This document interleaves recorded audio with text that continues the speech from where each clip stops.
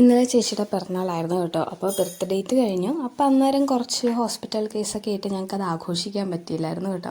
അപ്പോൾ ഞങ്ങൾ ഇന്നലെ പിറന്നാളായതുകൊണ്ട് കേക്കൊക്കെ മുറിച്ച് ആഘോഷിച്ചു.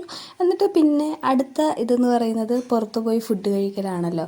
അപ്പോൾ ഇച്ചൂട്ടിന് ഫുഡ് കഴിക്കാൻ സമയമായി. അവനല്ലെങ്കിൽ ആ കേക്ക് മുഴുവൻ തിന്ന് തീർക്കും. ഞങ്ങൾ പെട്ടെന്ന് തന്നെ കേക്കൊക്കെ എടുത്ത് ഫ്രിഡ്ജിൽ വെച്ച് എല്ലാവരും കൂടെ പുറത്ത് പോയി ഫുഡ് കഴിക്കാൻ ഇറങ്ങി കേട്ടോ. അപ്പോൾ ഞങ്ങൾ ഇങ്ങനെയുള്ള സിറ്റുവേഷൻസിലാണല്ലോ നമ്മൾ പുറത്തൊക്കെ പോയി കഴിക്കുന്നത്. അപ്പോൾ അങ്ങനെ ആലോചിച്ച് എവിടെ പോകണമെന്ന് ആലോചിച്ച് അവസാനം ഞങ്ങൾ ശ്രീമുരുകയിൽ ചെന്നു.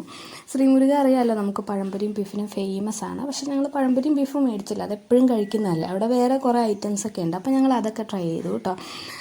പൊറോട്ട മേടിച്ചു, ബിരിയാണി മേടിച്ചു. പിന്നെ ഞാൻ കപ്പ ബിരിയാണി കേട്ടോ. എനിക്ക് സാധാരണ ബിരിയാണിയൊന്നും കഴിക്കാൻ ഇഷ്ടമല്ല. എനിക്ക് അവരുടെ കപ്പ ബിരിയാണിയാണ് ഭയങ്കര ഇഷ്ടം. പിന്നെ പഴംപൊരിയും ബീഫും, അതുകൊണ്ട് ഞാൻ കപ്പ ബിരിയാണി എടുത്തു.